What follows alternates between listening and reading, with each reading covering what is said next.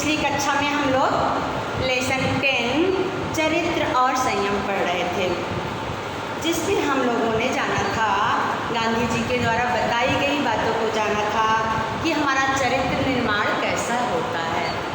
अगर उस चरित्र हमारा सही ढंग से चरित्र निर्माण ना हो तो हमारा जीवन व्यर्थ है। हम अपना जो ज्ञान है और बुद्धि है, विवेक है, इसका उपयोग सही ढंग से, अगर हमारा चरित्र सही नहीं रहेगा तो हम इसका उपयोग सही ढंग से नहीं कर पाएंगे, इसको गलत कामों में लगाएंगे। और अगर हम चरित्रवान रहेंगे तो हम उसको सही कामों में लगाएंगे। इसी तरह गांधी जी ने बताया है कि हमारा स्वास्थ्य सही होना भी जरूरी है। स्वास्थ्य सही होने के कैसे होगा, इसके लिए हमें अपना जीवन शैली सही ढंग से अपनाना चाहिए, सही टाइम से उठना चाहिए, व्यायाम करना चाहिए, खान पान सही रखना चाहिए। उन्होंने कहा है कि अगर हम बौनों की जाति नहीं होना चाहते, यानी हमारी हाइट, हमारी लंबाई, सबकी लंबाई कम ना हो, अगर इस बात पे हमको ध्यान देना है तो हमें अपना खान पान सही रखना होगा, हमें अपना पाचन शक्ति सही रखना होगा, हमें अपनी प्राणायाम को बचाए रखना होगा। अब हम आगे पढ़ते हैं। मनुष्य के मन के भीतर सदा 2 दरवाजे होते हैं। 2 दरवाजे, कभी कभी हम कोई बात सोचते हैं, करूँ ना करूँ, करूँ या ना करूँ। एक से वह देख सकता है कि वह स्वयं कैसा है, दूसरे से उसे कैसा होना चाहिए, इसकी कल्पना कर सकता है। देह, दिमाग और मन तीनों को अलग अलग देखना समझना हमारा काम है। गांधी जी कहते हैं कि हमारे मन में हमेशा 2 दरवाजे होते हैं। एक हम क्या कर रहे हैं हमें बताता है, और दूसरा हमें क्या करना चाहिए इसकी कल्पना कर सकता है, यानी हम सोच सकते हैं कि हमें कौन सा काम सही ढंग से करना चाहिए, कौन सा काम कैसे करना चाहिए, इस बात पर हम विचार विमर्श कर सकते हैं। वो कहते हैं कि देह, दिमाग और मन तीनों को अलग अलग देखना समझना हमारा काम है।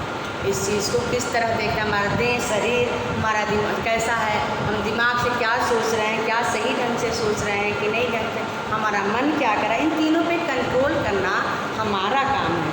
पर इतना ही करके रुक जाएं तो इस प्रकार का ज्ञान प्राप्त कर लेने पर भी हम उसका कोई लाभ नहीं उठा सकते। वो कहते हैं कि अगर हम इतना ही करके रुक जाएं तो हम किसी भी ज्ञान का सही रूप में लाभ नहीं उठा सकते। अन्याय, दुष्टता, अभिमान आदि का क्या फल होता है यह जान लेना भी जरूरी। अन्याय यानी दूसरों के प्रति गलत काम करना, दुष्टता बुरा व्यवहार करना, अभिमान बेवजह का घमंड करना, ये सारी चीज़ों का रिजल्ट क्या होता है, फल क्या होता है, ये हमें जानना बहुत ज़रूरी है। और जान लेना ही काफ़ी नहीं है, बल्कि जानकर आचरण करना भी आवश्यक है। सिर्फ जानकारी ही जरूरी नहीं है, उसको अपने व्यवहार में लाना भी जरूरी है। हम कोई भला काम करें तो उस पर हमें गर्व से फूल नहीं जाना चाहिए। अगर हम किसी के लिए कुछ करें, कोई अच्छा काम करें, तो हमें अपने आप को गर्वित करके उसको फूल की कुप्पा नहीं हो जाना, अपने आप पे अभिमान नहीं करना चाहिए, मैंने तो किया, सबको बताना नहीं चाहिए, बस अपनी तारीफ में नहीं लग जाना चाहिए। हमें उसका मूल्य नहीं आंकना चाहिए कि हमने उसके लिए क्या किया है, अभी तो सदा अधिक भला होने और अधिक भलाई करने की इच्छा करते रहना चाहिए। दूसरों के लिए हमेशा अच्छा करने की सोचना चाहिए। हम किसी के लिए कुछ करते हैं तो तुरंत हम सोचते हैं कि वो भी मेरे लिए कुछ करे, तुरंत उसका रिजल्ट जानना चाहते हैं। अगर नहीं मिलता है तो हम उसको छोड़ देते हैं। अगर हम कोई अच्छा काम, मान लीजिए आप डेली अच्छे से पढ़ाई नहीं कर रहे हैं और एक दिन आप अच्छे से पढ़ाई किए और आप सोचे कि टीचर मेरी तारीफ़ कर दे, मैं भी आपकी टीचर आपकी तारीफ़ नहीं करी तो आप सोचेंगे कोई फ़ायदा ही नहीं, टीचर तो हमारी तारीफ़ नहीं, हम होमवर्क किए तो भी मेरी तारीफ़ नहीं की, हम पढ़े तो भी नहीं, तो क्या पढ़ने की ज़रूरत है, कल से नहीं पढ़ेंगे। ऐसा मतलब तुरंत का तुरंत हम रिजल्ट चाहते हैं, ऐसा नहीं होना चाहिए, बल्कि हमें अपने काम में, दूसरों की भलाई में लगातार लगा रहना चाहिए। और लगातार अगर हम परिश्रम करेंगे तो एक न एक दिन निश्चित ही उसका अच्छा फल मिलेगा। परिश्रम का फल कभी बेकार नहीं जाता, देर सवेर वो हमें अवश्य मिलता है। हमें लगातार परिश्रम में लगा रहना चाहिए। ऐसा गांधी जी ने इस पाठ में कहा है। हम आगे का पैराग्राफ पढ़ते हैं, फिर उसके अर्थ को जानेंगे। नम्रता व्यक्ति के चरित्र का एक विशेष गुण है। यह अभ्यास से प्राप्त नहीं होता, इसे स्वभाव में समाहित होना चाहिए। सत्य का अभ्यास किया जा सकता है, दया का अभ्यास किया जा सकता है, परंतु नम्रता के संबंध में कहना चाहिए कि उसका अभ्यास करना दम्भ का अभ्यास करना है। यहाँ नम्रता का तात्पर्य उससे नहीं है जो बड़े आदमियों में एक दूसरे के सम्मानार्थ सिखाया पढ़ाया जाता है। कोई बाहर से दूसरे को साष्टांग प्रणाम करता हो पर मन में उसके प्रति तिरस्कार भरा हो तो यह नम्रता नहीं, लुच्चई धूर्तता है। नम्र मनुष्य खुद नहीं जानता कि वह कब नम्र होता है। यहाँ गांधी जी ने व्यक्ति के चरित्र में नम्रता पर विशेष जोर दिया है, नम्रता को बताया है। हमारे अपने व्यवहार में नम्र होना चाहिए, दूसरों के प्रति हमें अच्छा व्यवहार करना चाहिए।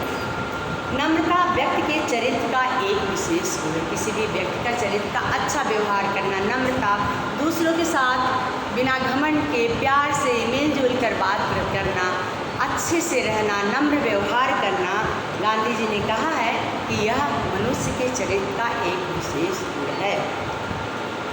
यह अभ्यास से प्राप्त नहीं होता, इसको हम अभ्यास नहीं करते। अभ्यास मतलब प्रयत्न करना, कोशिश करना। जैसे हम पढ़ाई करते हैं तो बार बार उसका अभ्यास करते हो, हमें याद हो जाता है। लेकिन नम्रता हमें अपने व्यवहार में लाना, हमारे अंदर होता है, उसको बार बार अभ्यास करने की ज़रूरत नहीं होती। इसे स्वभाव में समाहित होना चाहिए। समाहित मतलब उसके अंदर होना चाहिए। आपके बुक में समाहित मतलब व्यवस्थित लिखा है, व्यवस्थित मतलब उसके अंदर बैठा होना चाहिए, उसके अंदर समाहित मतलब उसके अंदर होना चाहिए। नम्रता हमारे अंदर का गुण होता है। सत्य का अभ्यास किया जा सकता है। झूठ ना बोलने के लिए हमेशा कहा जाता है सत्य बोलो, तो हम कोशिश करते हैं कि हम झूठ ना बोलें, सत्य बोलें। ये इसका अभ्यास किया जा सकता है। दया का अभ्यास किया जा सकता है, दूसरों पर दया करने का हम अभ्यास कर सकते हैं। यानी हम सोचते हैं कि हम दूसरों पर अवश्य दया करेंगे, दूसरों की मदद करेंगे, ऐसा सोचकर हम मदद कर सकते हैं। परंतु नम्रता के संबंध में कहना चाहिए कि उसका अभ्यास करना दम्भ का अभ्यास करना है। यानी नम्रता का अभ्यास करना दमन करने योग्य है। यानी दमन करने योग्य का मतलब क्या होता है? मिटा देना। नम्रता हमें अपने अंदर होना चाहिए। इसको हम आज अभ्यास करेंगे, हमारे अंदर अगर नम्रता नहीं होगी तो हम सोचेंगे आज हम नम्र व्यवहार करेंगे, नम्र व्यवहार करेंगे, 2-4 लोगों से अच्छे व्यवहार करेंगे, फिर हम कल वैसा ही व्यवहार करेंगे। यानी नम्रता का अभ्यास नहीं किया जा सकता, वो हमें अपने अंदर होना चाहिए, अपने अंदर हमारे होता है, मनुष्य के व्यवहार के अंदर होता है। यहाँ नम्रता का तात्पर्य उससे नहीं है जो बड़े आदमियों को एक दूसरे के सम्मानार्थ सिखाया पढ़ाया जाता है। कोई बाहर से दूसरे को साष्टांग प्रणाम करता हो पर उसके मन में उसके प्रति तिरस्कार भरा हो तो यह नम्रता नहीं, लुच्चाई है। गांधी जी कहते हैं कि नम्रता वो नहीं है जो अपने से बड़ों को आदर के लिए हम देखते हैं, जैसे मैम के लिए हम बोल देंगे गुड मॉर्निंग, इसको या प्रणाम, ये नम्रता नहीं है। हमारे व्यवहार के अंदर हम बड़ों को सम्मान के लिए साष्टांग प्रणाम, साष्टांग मतलब हाथ पैर जोड़ के बिल्कुल लेट के जो प्रणाम करते हैं उसी को साष्टांग प्रणाम कहते हैं। अभी आप आगे बार बार पूछेंगे मिस साष्टांग क्या है, मिस साष्टांग क्या है, आप ऐसे ऐसे आप साष्टांग प्रणाम का मतलब हाथ पैर जोड़कर बिल्कुल ऐसे रहना और प्रणाम करना। अगर हम किसी को नमस्कार करते हैं, प्रणाम करते हैं अपने बड़ों को, उसके सामने तो दिखाते हैं कि मैं आपका बहुत सम्मान करता हूँ, लेकिन उसके प्रति मन में हमारे तिरस्कार भरा हुआ है। तिरस्कार मतलब उसके प्रति हमारे मन में क्या है? अपमान भरा हुआ है। जैसे हम किसी को नमस्कार करते हैं, मिलते हैं, हाँ हाउ आर यू, कैसे हो, तुमको बहुत प्यार से हम बात करते हैं, और जैसे वो आगे बढ़ता है तुरंत उसकी बुराई कर देते हैं, कहते हैं बहुत बुरा, ऐसा करता वैसे करता, तुरंत उसकी शिकायत में हम लग जाते हैं। तो ये हमारी नम्रता नहीं है, ये लुच्चाई है, धूर्तता है। नम्र मनुष्य खुद नहीं जानता कि वह कब नम्र है। हमारे अंदर नम्रता बसी रहती है तो हम सोच समझ के नम्र नहीं होते। जो नम्र व्यक्ति होता है वो सदा नम्र होता है, वो कब नहीं सोचता कि कब नम्र है कब नहीं है, उसके अंदर नम्रता होती है, नम्रता भरी रहती है। कि हम गांधी जी के कहने का मतलब हम सोच समझ के नम्र नहीं होते, यह व्यवहार हमारे अंदर समाहित होता है, हमारे अंदर होता है, सदा हमारे अंदर बसा रहता है, बैठा रहता है। और जो दया की भावना है, सत्य की बात है, वो हम सोच समझ के कर सकते हैं, लेकिन नम्र जो हमारा व्यवहार है वो हम सोच समझ के नहीं कर सकते, हमारे अंदर होता है। इसका हम प्रयत्न नहीं करते हैं, हमें अंदर बसा होता है। हम आगे का पैराग्राफ पढ़ते हैं। अब हम संयम के बारे में पहले ही हम पढ़ चुके हैं। संयम किसे कहते हैं? अपने आप को कंट्रोल करना, अपने शरीर को, अपने इंद्रियों को, अपने सोच को, अपने दिमाग को संयमित रखना, रूल रेगुलेशन में रखना, अनुशासन में रखना, ये संयम होता है। हम व्रत किस लिए कहते हैं? मान लीजिए हम व्रत करते हैं तो हम ये व्रत लेते हैं कि आज हम पानी नहीं पिएंगे, अपने आप को कंट्रोल करते हैं, संयम करते हैं। इसी तरह और सारी चीज़ों को हम अपने लिए संयम, ये हमारा ये अभ्यास के लिए होता है कि हम अपने आप को कंट्रोल करें। संयमी स्त्री पुरुष की स्वच्छता, अंतर की पवित्रता का लक्षण रूप ही तो काम की वस्तु है।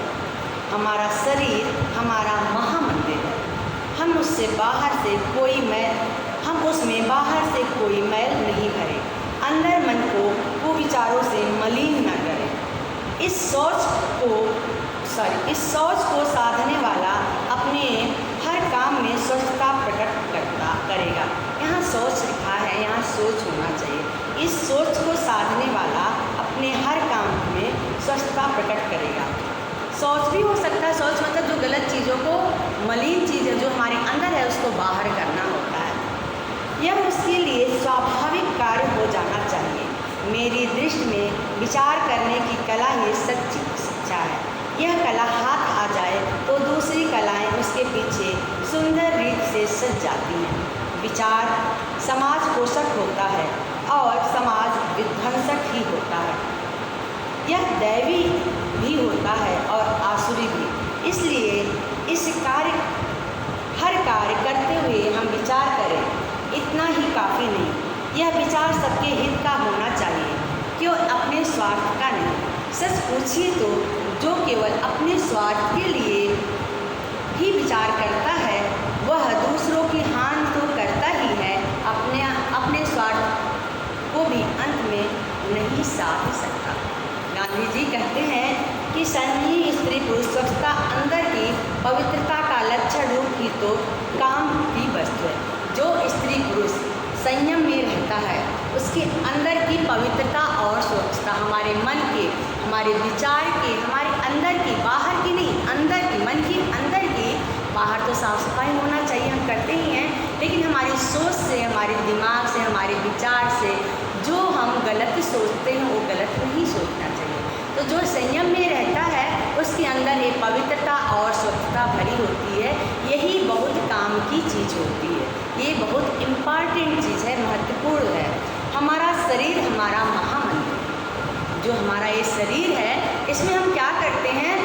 मंदिर जाते हैं तो साफ़ सफाई होते हैं, पूजा करते हैं, हमारा मन स्वच्छ होता है। जब हम मंदिर के अंदर जाते हैं तो हमें सिर्फ और सिर्फ ईश्वर याद रहता है, घर की चीज़ें नहीं याद आती, खाने पीने की चीज़ें नहीं आती हैं, हमारे दिमाग से सारी चीज़ें निकल जाती हैं। हम पूजा करने मंदिर क्यों जाते हैं? घर में भी तो पूजा करते हैं। घर में पूजा करते हैं तो हमारे मन में तमाम तरह की बातें आती रहती हैं, अलग अलग विचार आते रहते हैं। लेकिन हम जब मंदिर में जाते हैं तो सारे विचार दूर हो जाते हैं और सिर्फ ईश्वर की साधना हमारे मन में रहती है। हमारा पूरा ध्यान केंद्रित उस ईश्वर में लगा रहता है। तो गांधी जी कहते हैं कि हमारा शरीर जो है ये भी महामंदिर है, सिर्फ मंदिर नहीं है, महामंदिर, बहुत बड़ा मंदिर है। इसमें भी हमें अपने खान पान की अस्वच्छता नहीं रखना चाहिए, शरीर को अपने स्वच्छ रखना चाहिए। जो हमारे शरीर की गंदगी है उसको बाहर निकालने पर ध्यान देना चाहिए। और सिर्फ शारीरिक रूप से ही नहीं, हम अपने विचार से, अपने सोच से, अपने मन से, अपने हृदय से इसको भी हमें स्वच्छ रखना चाहिए। इसको कैसे स्वच्छ रखेंगे? दूसरों पर दया करके, सत्य बोलकर, नम्रता से, अपने अपने अच्छे विचारों से, अपने हृदय में अच्छे लोगों के प्रति अच्छा विचार रखकर, दूसरों से प्यार करके, दूसरों से सम्मान करके, स्वार्थ न करके, दूसरों के प्रति स्वार्थ रहित भावना रख के, सिर्फ अपने हित का ना सोच के जनहित की सोचेंगे, तब हम अपने शरीर को महामंदिर बना, हमारा शरीर महामंदिर है, तो इसको तब हम अच्छे से रख सकते हैं। हम उससे उसमें बाहर से कोई मैल नहीं भरे, यानी गलत विचारों को, गलत चीज़ों को, गलत खान पान को हमें अपने शरीर के अंदर, अपने मन के अंदर नहीं डालना चाहिए। अंदर मन को वो विचारों से मलिन न करें। मलिन मतलब गंदा करना। हमें बुरे विचारों को, बुरे सोच को, बुरे चीज़ को सोच समझकर अपने मन को मलिन, गंदा नहीं करना चाहिए। इस सोच को साधने वाला अपने हर काम में स्वच्छता प्रकट करता है। आज इस चीज़ को साधने वाला यानी गंदगी को बाहर निकालने वाला जो होता है, अगर अच्छे से करेगा तो हम हर चीज़ को स्वच्छ रखेंगे। शरीर को, मन को, खान पान को, अपने स्वास्थ्य को, हर चीज़ को हम स्वच्छ, साफ सुथरा रखेंगे, प्रकट करेंगे। यह उसके लिए स्वाभाविक कार्य हो जाना चाहिए। इसको बहुत सोच समय हमें अपने व्यवहार में उसको ला जाना है, नॉर्मली हमारे अंदर होना चाहिए। इसको बहुत ज़्यादा प्रयत्न नहीं करना चाहिए। इस सारी चीज़ों को हमें अपने अंदर व्यवहारिक रूप से लाना चाहिए। मेरी दृष्टि में विचार करने की कला ही सच्ची कला है। गांधी जी कहते हैं कि हमें सोच समझकर विचार करना ही सच्ची कला है। सच्ची बात है, अच्छी बात है। हमें हर काम सोच समझ के, अच्छी सोच रखेंगे तो अच्छा काम करेंगे। तो कहते हैं गांधी जी कि विचार करने की कला सबसे अच्छी है।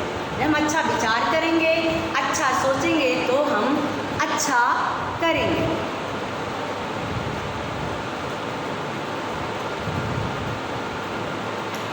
यह कला हाथ आ जाए तो दूसरी कलाएं उसके पीछे सुंदर रीत से सज जाती हैं। अगर हम अच्छा विचार रखेंगे तो हमारे अंदर ऑलरेडी पहले जब हम अच्छा सोचेंगे तो सारी चीज़ें हमारे अंदर अच्छी रीति से सज जाएंगी। नियम से, रीत मतलब काम करने का तरीका, रीति मतलब काम करने का तरीका। अगर हम अच्छे विचार रखेंगे तो हमारे सारे काम अपने आप अच्छे ढंग से होते जाएंगे, सारी चीज़ें अच्छे ढंग से सज जाएंगी। हम अपने आप अच्छे विचार रखेंगे तो हम दूसरे के प्रति अच्छा सोचेंगे, सत्य बोलेंगे, झूठ नहीं बोलेंगे, दूसरों के प्रति अच्छा विचार रखेंगे, अपना सारा काम अच्छे से करेंगे। तो ये कला अगर आ जाए तो ये सबसे बड़ी और अच्छी कला है। विचार समाज पोषक होता है और समाज विध्वंसक होता है। विध्वंसक मतलब विनाश करने वाला, नाश करने वाला, विध्वंस करने वाला। तो समाज जो होता है, क्या होता है, समाज पोषक होता है और विध्वंसक भी होता है। किस तरह समाज पोषक भी होता है और विध्वंसक भी होता है? हम अपनी अच्छी सोच से, अच्छी समझ से, कभी कभी क्या होता है लोगों के अंदर ऐसे विचार भर दिए जाते हैं कि दंगा हो जाता है, लड़ाई हो जाता है, और कभी कभी ऐसे विचार भर दिए जाते हैं कि सब लोग अच्छे काम करने लगते हैं, अच्छी सोच रखते हैं। तो जो समाज होता है, इसकी जो सोच होती है, जो हमें बताई जाती है, ये पोषक यानी अच्छा कार्य करने वाला भी होता है और विनाश करने वाला भी, गलत सोच वाला भी होता है। ये दैवी भी होता है और आसुरी। दैवी मतलब ईश्वर के समान होता है, देवी के समान होता है, जो अच्छे कार्य करती है, हमेशा दूसरों की भलाई के लिए काम करता है। और आसुरी का मतलब दानव के समान। दानव कैसा काम करता है? बुरा काम करता है। यानी समाज अच्छा भी होता है और बुरा भी होता है। यह विचार सबके हित का भी होना चाहिए, केवल अपने स्वार्थ का नहीं। हम विचार करते हैं, अगर विचार करेंगे तो सबके लिए करेंगे, सिर्फ अपने हित का नहीं करेंगे। अगर हम सबके लिए सोचेंगे तो अच्छा होगा और सिर्फ अपने लिए सोचेंगे तो यह बुरा है। गांधी जी कहते हैं कि सच पूछिए तो जो केवल अपने स्वार्थ के लिए विचार करता है और दूसरों को हानि तो करता ही है, अपने स्वार्थ को भी अंत में साथ नहीं सकता। हम सिर्फ अपने स्वार्थ के बारे में सोचेंगे, सिर्फ अपने लिए सोचेंगे तो क्या होगा, हम दूसरों का नुकसान तो करते हैं लेकिन अंत में हम अपना भी अच्छा नहीं कर पाते।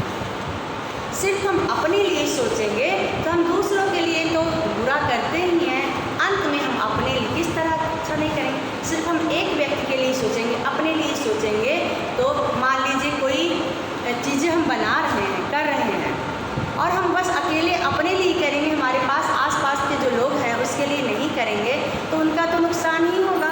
लेकिन हमें भी दूसरों की मदद की तो ज़रूरत होती है।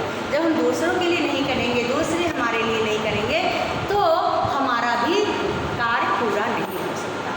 तो इस पाठ के माध्यम से गांधी जी ने बताया है कि हमें अपनी सोच, अपनी समझ, अपने चरित्र, अपना व्यवहार नम्र, सत्यनिष्ठ, दूसरों पर दया करने वाला, और सिर्फ बाहर से दिखावा वाला नहीं, अपने अंदर की भी सफाई रखनी चाहिए। अंदर की सफाई अपने मन से, अपने शरीर को स्वस्थ रखकर, अपने विचार से, अपने हृदय से, सिर्फ अपने लिए नहीं जीना चाहिए, दूसरों के लिए भी जीना चाहिए।